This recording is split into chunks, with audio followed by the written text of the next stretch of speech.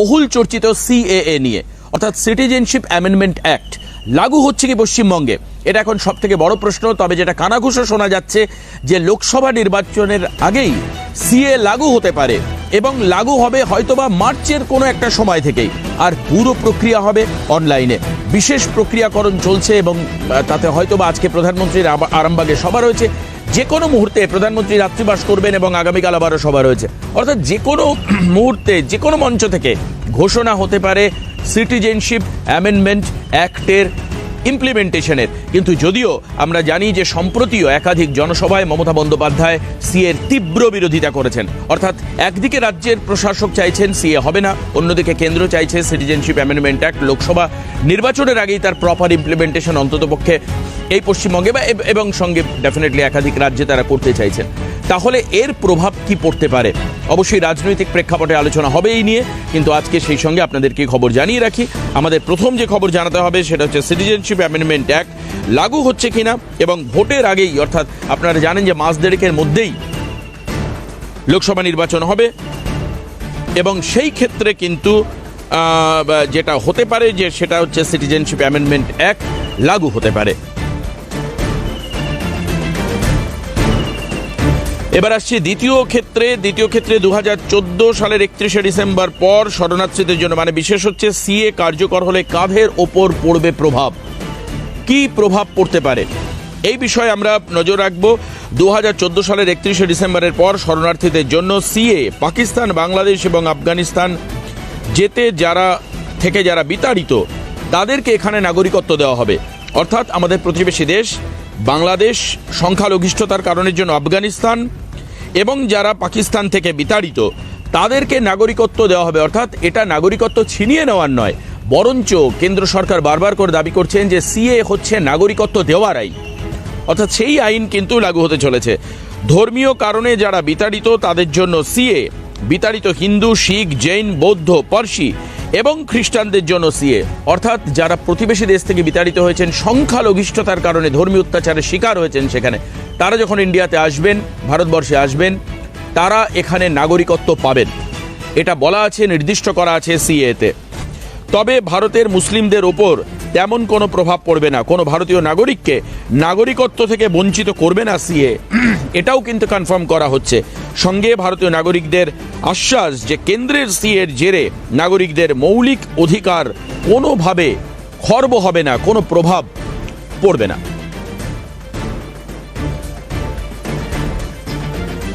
আমরা অবশ্যই এই মুহূর্তে আপনাদেরকে শোনাবো দেশের স্বরাষ্ট্রমন্ত্রী অমিত শাহ, তিনি সিএ নিয়ে এর আগে কি প্রতিক্রিয়া দিয়েছেন, একবার আপনাদের এই মুহূর্তে একটু শোনাতে চাইব, শুনুন।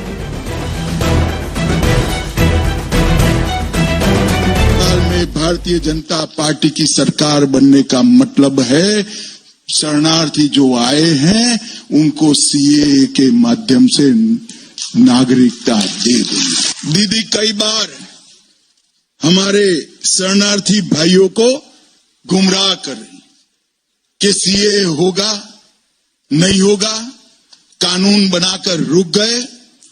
आज मैं आप सबके सामने कहकर जाता हूं, सीए इस देश का कानून है, इसको कोई रोक नहीं सकता, सबको नागरिकता मिलने वाली। हमारी पार्टी का कमिटमेंट है। जो भाई आसपास के राज्यों से प्रताड़ित होकर यहां आए हैं, उनको धर्म परिवर्तन की धमकी देकर भगाया गया है, उनके सम्मान की, उनके मान की, इनकी संपत्ति की, उनके अच्छे जीवन की रक्षा करना हर हिंदुस्तानी का फर्ज है और ये होकर रहेगा। दीदी आप चिंता मत करें। কেন্দ্র সরকার সিএ লাগু করতে চাইলেও বারবার তার প্রতিরোধ করেছেন, তার প্রতিবাদ করেছেন রাজ্যের মুখ্যমন্ত্রী খোদ মমতা বন্দ্যোপাধ্যায়। মমতা বন্দ্যোপাধ্যায় সিএর বিরোধিতা সম্প্রতিও করেছেন, সাংবাদিক সম্মেলন অথবা জনসভা তিনি তীব্র প্রতিবাদে সোচ্চার হয়েছেন। কি বলেছেন সম্প্রতি মমতা বন্দ্যোপাধ্যায় সিএ লাগু নিয়ে, শুনব। সাবধান মানুষ, আবার এনআরসি করার চক্রান্ত হচ্ছে, কাকা করতে শুরু করেছে আবার। বসন্ত মাসে কোকিল ডাকে কুহু কুহু, এখন কোকিলকেও ডাকতে দেওয়া হচ্ছে না। 1 মাস বাদে বা 1 মাসের মধ্যে ইলেকশন ডিক্লেয়ার হবে, তার আগে সব ভোটপত্র কেড়ে দাও, সবাইকে ভোটার লিস্টে ভালো করে নাম তুলবেন। আর আমি ভোটার লিস্টে ভোটার কাজের সাথে যারা যুক্ত আছে, কোনো সাধারণ মানুষের নাম যাতে বাদ না পড়ে আপনাদের লক্ষ্য রাখতে অনুরোধ করব। নির্বাচন আসবে, কে করবে কাকা? 5 বছর তাকে ফরেনার হয়ে যেতে হবে। সেতে এখনো নাগরিক আছে, অনেক দিন সে নাগরিক থাকবে না। তা নাগরিক না থাকলে রেশন পাবে কোত্থেকে? নাগরিক না থাকলে লক্ষ্মীর ভাণ্ডার পাচ্ছে কোত্থেকে? নাগরিক না থাকলে সে স্কুলের অ্যাডভান্টেজ পাচ্ছে কোত্থেকে? নাগরিক না থাকলে স্বাস্থ্যসাথী পাচ্ছে কোত্থেকে? এগুলো সব ছলনা, মনে রাখবেন। শুনছিলেন কি বলছেন মমতা বন্দ্যোপাধ্যায়। তিনি কোনোভাবেই সিএ লাগু হতে দিতে চান না, একেবারে স্পষ্ট ইঙ্গিত মমতা বন্দ্যোপাধ্যায়ের বক্তব্যে। আর অন্যদিকে কেন্দ্র সরকার চাইছেন, বারবার করে যখন অমিত শাহকে জিজ্ঞেস করেছেন বিভিন্ন সময় সাংবাদিকেরা, তারা অমিত শাহ বলেছেন যে পশ্চিমবঙ্গে সিএ লাগু হবে এবং অতি দ্রুত হবে। এবং সেই সঙ্গে আমরা বিজেপি নেতৃত্ব শান্তনু ঠাকুর থেকে শুরু করে বিজেপির রাজ্য সভাপতি সুকান্ত মজুমদার থেকে শুরু করে শুভেন্দু অধিকারী বিরোধী দলনেতা, তার তরফ থেকে শুরু করে অন্যদিকে একাধিক সাংসদ যারা বিজেপির সাংসদ, তাদের কাছে যখন আমরা জানতে চেয়েছি সিএর বিষয়ে, তারা বলেছেন যে অতি দ্রুত সিএ লাগু হবে এবং সিএ লাগু হওয়া শুধুমাত্র সময়ের অপেক্ষা। অর্থাৎ পুরোপুরি প্রস্তুতি শেষ, এখন শুধুমাত্র সময়ের অপেক্ষা যে পশ্চিমবঙ্গে সিএ লাগু হবে। কিন্তু আমার কথা হচ্ছে যে সিএ লাগু হবে, এর আগের আমরা আন্দোলন দেখেছি পশ্চিমবঙ্গে একাধিক জায়গায় রেল লাইন উপড়ে ফেলে আন্দোলন করা হয়েছিল। একটা বিধ্বংসী ডিস্ট্রাকটিভ একটা লড়াই সংগ্রাম হয়েছিল এর আগে সিএর এগেনস্টে।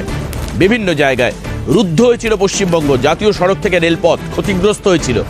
সেই ক্ষেত্রে এবার এই রাজ্যে যখন সিএ লাগু করা হবে তখন তার প্রভাব কতটা পড়তে পারে, এটা হচ্ছে বড় প্রশ্ন। কারণ যেহেতু রাজ্য প্রশাসন উইলিংলি তারা চাইছেন না সিএ লাগু হোক।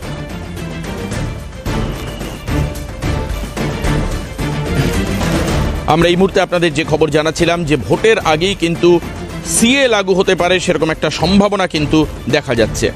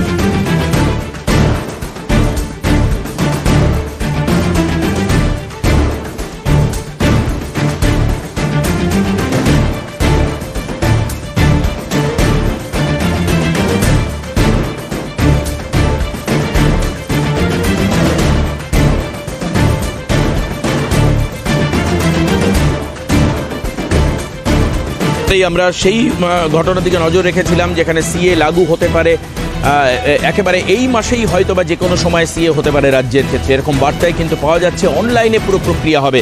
তবে আপনাদেরকে আরও আরেকবার জানিয়ে রাখি যে সিএ লাগু হলে ভয়ের কিছু নেই, কারণ তার যে সমস্ত প্রভিশনগুলো রয়েছে সেগুলো আমরা বারবার করে বলছি যে ধর্মীয় কারণে যারা পাকিস্তান, বাংলাদেশ, আফগানিস্তান থেকে বিতাড়িত হয়ে এসছেন তাদের জন্য সিএ কার্যকর হবে এবং তারা কিন্তু নাগরিকত্ব পাবেন এই দেশের।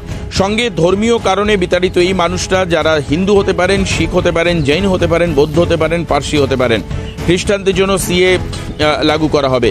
তবে ভারতীয় মুসলিমদের উপর তার সেই অর্থে কোনো প্রভাব পড়বে না, কারণ নাগরিকত্ব কেড়ে নেওয়ার আইন নয় সিএ, বারবার করে জানিয়েছেন। সেই সঙ্গে ভারতীয় নাগরিকদের আশ্বাস কেন্দ্রের যে সিএর ফলে, সিএ লাগু হলে যে সমস্ত মৌলিক অধিকার, সাংবিধানিক মৌলিক অধিকার, কনস্টিটিউশনাল কমন রাইট যেগুলো, সেগুলো কিন্তু কোনোভাবেই হ্যাম্পার্ড হবে না বা লঙ্ঘিত হবে না, এটা কিন্তু একেবারে স্পষ্ট। অর্থাৎ সিএ নিয়ে বৃথা আতঙ্কিত হওয়ার কোনো কারণ নেই বলেছে কেন্দ্রীয় সরকার।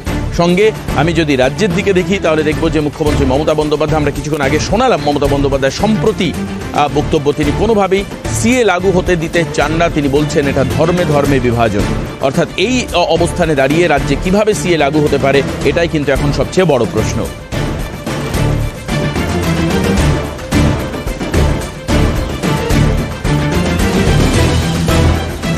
আমরা দেখাচ্ছিলাম সিটিজেনশিপ অ্যামেন্ডমেন্ট অ্যাক্টের ক্ষেত্রে যে কোনো মুহূর্তে অনলাইন প্রক্রিয়ার মাধ্যমে চালু হতে পারে সিটিজেনশিপ অ্যামেন্ডমেন্ট অ্যাক্ট। লোকসভা নির্বাচনের আগেই কেন্দ্র সরকার চাইছে যে বিভিন্ন রাজ্যে সিএ লাগু করতে, কিন্তু এই রাজ্যের ক্ষেত্রে বাস্তবিকতার জায়গায় দাঁড়িয়ে সিএ লাগু হলে কি পরিস্থিতি হতে পারে, এটা নিয়েও কিন্তু উঠছে প্রশ্ন।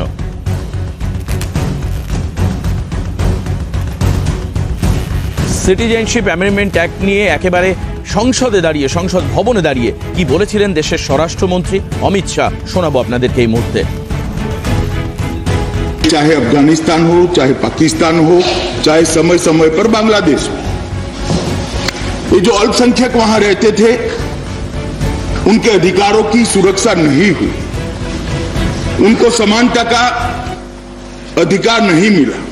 मैं कहना चाहता हूं दोनों पाकिस्तान में, पूर्वी और पश्चिम और मतलब आज के बांग्लादेश के अंदर लगभग 20% अल्पसंख्यकों की आबादी में कटौती हुई है, कमी हुई। कहां गए लोग? या तो वो कहीं न कहीं रूप से मार दिए गए, धर्म परिवर्तन हो गया, या तो शरणार्थी बनकर अपने धर्म और सम्मान को बचाने के लिए वो भारत में आए। मानवर भारत में आए, यहां पर उनको ये संरक्षण मिलना चाहिए था, मगर सालों तक नहीं मिला। ना उनको नागरिकता मिली, ना घर खरीदने का अधिकार मिला, ना नौकरी, स्वास्थ्य, शिक्षा के सुविधाएं मिली, और वो लोग आज अपने ही देश के अंदर दर दर की ठोकरें खा रहे हैं। हम पड़ोसी देशों से प्रताड़ित धार्मिक अल्पसंख्यकों के संरक्षण के लिए सिटीजनशिप अमेंडमेंट बिल को लागू करने के लिए प्रतिबद्ध है और इसको लागू करें, चाहे अफगानिस्तान हो, चाहे पाकिस्तान हो।